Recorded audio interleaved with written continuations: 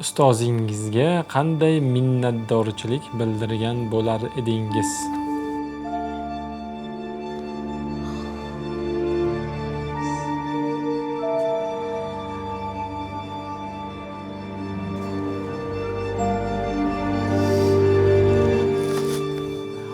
Ustozim, sizga cheksiz minnatdorchilik bildirgan bo'lardim.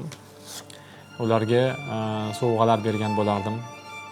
Ularni doim ibrat qilib ko'rsatgan bo'lardim. Vaqtida xafa ham bo'laman ba'zan ustozimdan.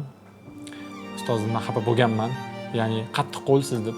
Lekin aynan shu qattiq qo'lliklari sabab keyin rahmat deganman. Ba'zan gaplari og'ir botgan, kamchiliklarimni aytish yoki uy vazifani qilmaganim uchun urishish. Lekin aynan o'sha og'ir botgan joylari, aynan o'sha urishganlari keyinchalik eng foydali narsa bo'lib kelgan. Muvaffaqiyatlarim, hozirgi kundagi jamiyatda tutgan o'rnim, rolimda albatta hamma ustozlarimning roli beqiyos. Har bitta ustozdan men minnatdorchilik bildirgan bo'lardim, chunki kimdandir ilm olgandirman, kimnidir tajribasi menga o'rnak bo'lgandir. Kimnidir qanaqadir holatdagi o'zini tutishlari menga yoqqandir. Umuman olganda hamma ustozdan bitta gibrid hosil qilganmiz-da biz o'zimizga. Minnatdorchilikning eng katta belgisi men bergan bilimimga va o'rgatgan narsalarimga rozi bo'lishi. Shu eng katta narsa. Ustoz rozi bo'ling. Sizning roziligingiz bilan biz shu holatda yuribmiz. Ustozni mehnatini shogirdlar ado qilishi juda qiyin masala hisoblanadi. Ustozlarni hech qachon unutmayman, sababi ular otadan ulug' zot hisoblanadi.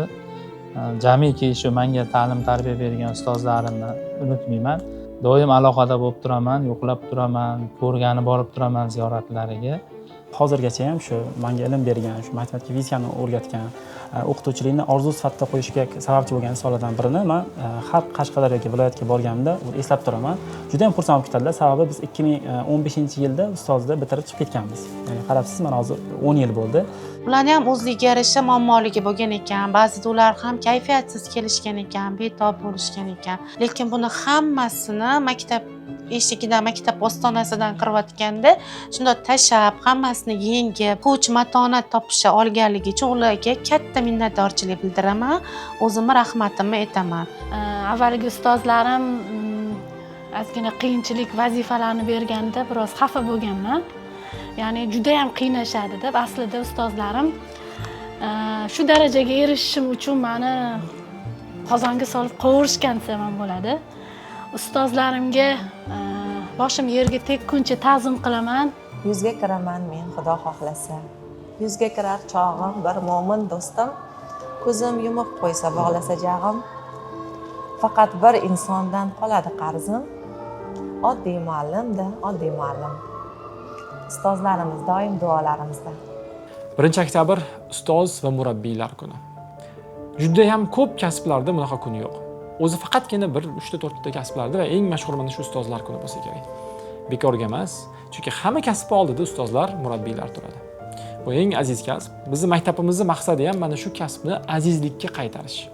Ya'ni jamiyatda eng mehnatkash, eng vijdonli bo'lgan kasb turlaridan biri, eng yaxshi yashaydigan, eng boy va eng obro'si baland kasb ham bo'lsin. Bayraminglar muborak bo'lsin ustozlar. Assalomu alaykum, bayramingiz bilan ustoz. Rahmat. O, mustaqilot. Mustafa bolam rahmat. Buvangami? Mashallah. Sizlar o'zingiz yasadingizmi bolam? Mashallah. Rahmat. Voy, o'zingiz yasadingizmi? Voy, katta rahmat sizga. Voy. Adash, rahmat. Rahmat, keling, peshingizni o'pib qo'ying. Voy, muncha zo'r. Rahmat asalim. Tabriklayman. Voy, Xatimga. Bo'ldimi? Rahmat kattakon. Qanaqa o'tkazib oldinglar? Ustoz bayramingiz bilan. Rahmat, rahmat. Rahmat polvonim.